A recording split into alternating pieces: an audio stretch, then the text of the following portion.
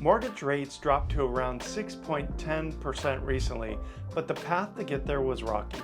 If you have an adjustable rate mortgage, or ARM, the Fed's moves affect you differently than everyone else who has a regular mortgage, and here's exactly how it works. Hello, I'm Frank Kennywood, living in Los Angeles South Bay, and today we're going to talk about how does the Federal Reserve really affect mortgage interest rates.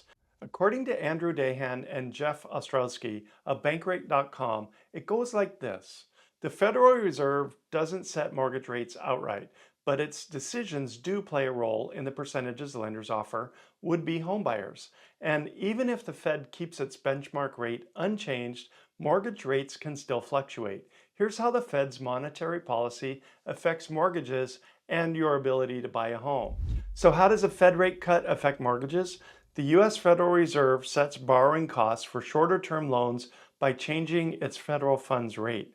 This rate dictates how much banks pay each other in interest to borrow funds from their reserves, kept at the Fed on an overnight basis. While this rate isn't the same as the rate you'll pay for a mortgage, they are related. As the cost for banks to borrow increases or decreases, the cost for you to borrow tends to follow suit.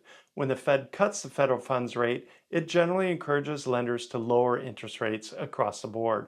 Similarly, if the Fed raises rates, it's more likely lenders will do the same. For example, in 2022 and 23, the Fed increased this key interest rate to help calm inflation, and the hikes that made it more costly for Americans to borrow money or take out credit. However, sometimes mortgage rates seem to ignore the Fed.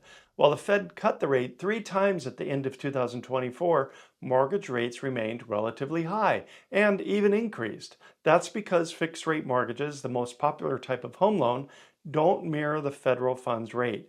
They track the 10-year Treasury yield. When that goes up or down, fixed rate mortgage rates do too. Again, the two rates aren't exactly the same, and your mortgage rate will be higher than the 10-year yield by an amount known as a spread or a margin. Now, mortgage rates also move due to inflation, and generally when inflation picks up, so do fixed interest rates, or supply and demand. When mortgage lenders have too much business, they raise the rates to decrease the demand. When business is light, they tend to cut the rates to attract more customers.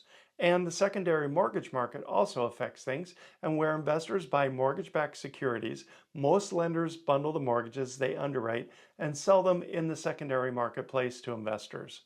When investor demand is high, mortgage rates trend a little lower, and when investors aren't buying, rates might rise to attract them. The Fed also buys and sells debt securities in the financial marketplace. This helps support the flow of credit, which tends to have an overarching impact on mortgage rates. Now, how does the Fed affect adjustable rate mortgages, or ARMs, or ARMS? While the fixed rate mortgages dominate the U.S. residential financial scene, some Americans prefer adjustable rate mortgages, which have variable interest rates that reset annually or semi-annually. The Fed's moves can affect them more directly. More specifically, the rates on ARMs are often tied to the Secured Overnight Financing Rate, or SOFR. Because the Fed's rate decisions serve as a basis for savings instruments, raising or lowering the Fed funds rate can push the SOFR up or down. Adjustable mortgage rates, in turn, go up or down when the rate resets. All this means that if the federal funds rate goes up, your adjustable rate will increase at the next adjustment, or if the funds rate drops, your adjustable rate will drop as well. What are some key Fed moves that have impacted mortgage rates recently? Well, in response to the economic effects of COVID-19, the Fed cut the federal funds rate to near zero. While 30-year mortgage rates didn't fall to the same degree, they did reach historic levels.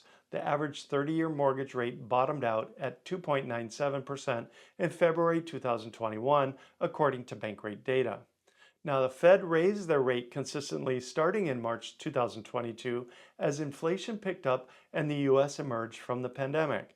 The federal funds rate reached 5.33% in August 2023, where it stayed until the end of September 2024, and that's just over 1 year.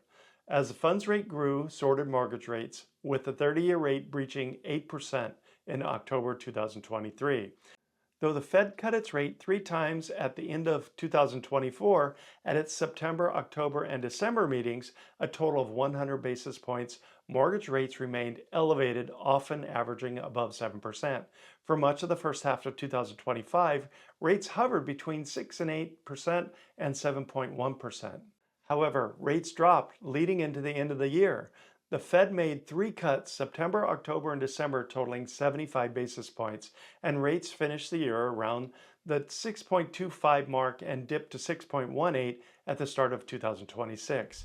So here's the bottom line on what to consider if you're getting a mortgage. Regardless of the current Federal Reserve policy, the best ways to get the lowest possible mortgage rate are to maintain solid credit, keep your debt low, make as large a down payment as you can, and shop around for loan offers. When comparing rates, look at the average percentage rate, or APR, not just the interest rate. Some lenders advertise low interest rates, but offset them with high fees. Knowing your APR will help you understand your true all-in cost. Okay, please like and subscribe so you're guaranteed to get all of our current helpful videos, and please feel free to share these useful videos with your family and your friends. Well, this is Frank Kenny with Living in Los Angeles South Bay, and I'll see you on the next video.